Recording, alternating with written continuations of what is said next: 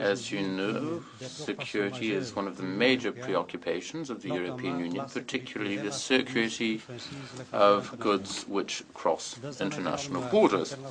In an international environment which has been affected by the threat of terrorism, member states have wished to reinforce security of the international logistics chain, and in this respect, the European Parliament and Council have approved of Regulation 648/2005 and the Regulation 1875/2006. The former requires that operators in the international logistics chain make a preliminary electronic transmission of the summary declaration, detailed or simplified, for both importing and exporting. The second lays down conditions and modalities for which operators of international trade will have to subject to so as to anticipate security needs as of July the 1st, 2009, so as to carry out the controls more rapidly and in a more targeted fashion. The European Union has introduced a certain number of measures, notably the obligation to transmit preliminary declarations on arrival or departure, uniform criteria for risk selection, the concept of authorized economic operator as of 2008. After all this state, all member states have to analyze requests for the status by economic operators and carry out audits. This is to be valid throughout the European Union and will make it possible to distinguish between the strongest and the most reliable economic operators. The member states will be able to award authorized economic operator to all economic operators established in the European Union, respecting the following notions: compliance with customs legislation, proven financial solvency. They have to have a satisfactory system for managing commercial records, allowing appropriate customs control. The benefits of the status of an authorized economic operator are very important in this status because it offers operators the following advantages: fewer physical and document-based controls, priority treatment if selected for controls.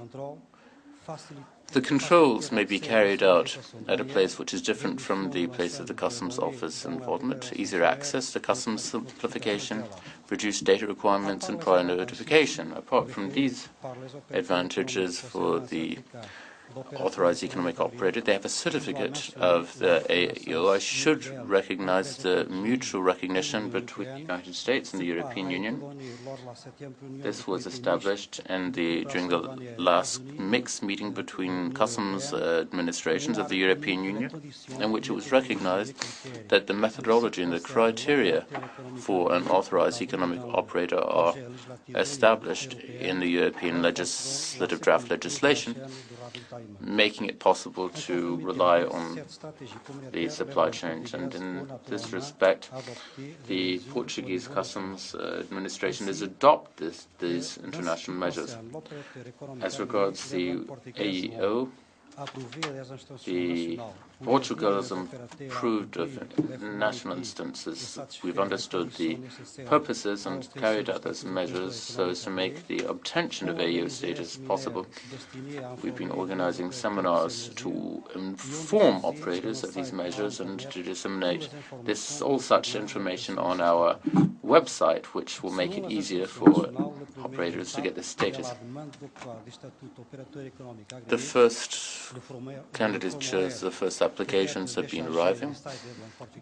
Formulas are to be found on the website in Portuguese, and we also submit a questionnaire for self-evaluation, as well as offering an authorization so as to check the tax status of the applicant, one has to present oneself to the regulations administration of the customs administration with the following criteria. One must have had no convictions of serious criminal offences linked to economic activity or related to customs legislation. One has to have maintained an accounting system consistent with generally accepted accounting principles. One has to have compatibility between one's accounting and the customs. One has to have a logistics system which distinguishes between community and non-community goods. One has to maintain internal controls capable of detecting illegal or irregular transactions. One has to have those practices made to handle licenses and authorizations. One has to raise awareness of employees as regards security requirements and communication with customs in case of difficulties. We also have to protect and secure information technology systems. For certificates, the following criteria are applied. One has to have appropriate security and safety standards regarding intrusions of buildings and the stocking of goods, controlling of transport for these goods, management and identification of goods which should be subject to restrictions. One requires commitments on the part of the operator as regards creating a transparent international supply chain. One has to control employees who carry out sensitive operations in the supply chain. We also have to ensure that securities issues are addressed by employees in the international logistic chain.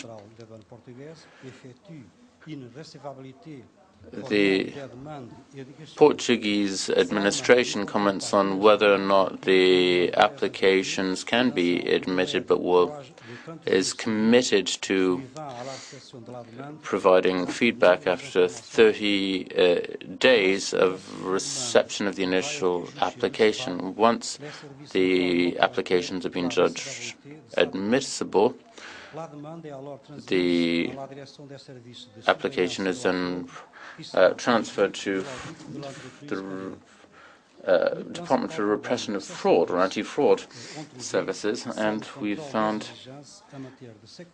that these are important measures for security, and our customs administrations in Portugal, just as others, were not entirely prepared for carrying out such controls. And in this respect, the Portuguese customs administration has been in touch with a training company so as to obtain the necessary technical support for our customs officers in carrying out such audits. Those services in charge of the auditing allows the direction to offer the certificate for an AEO. However, this means that the operator has to be notified any intention to reject the requested status. If up until now, in Portugal, we've only had 2 applications, and 3 other operators have announced their intention, so there are 5 in the pipeline. This is the reason for which these applicants were asked to provide the missing information. Given that there are roughly 25,000 operators in Portugal, it seems difficult to understand why we've had so few applications up until now.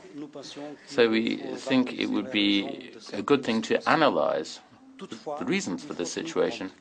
Nonetheless, we must bear in mind that operators believe that the requirements are very onerous and cost a great deal of money, particularly for small businesses, and for the time being, the benefits are not all that obvious, so we have a great deal of efforts to make. Thank you very much for your attention.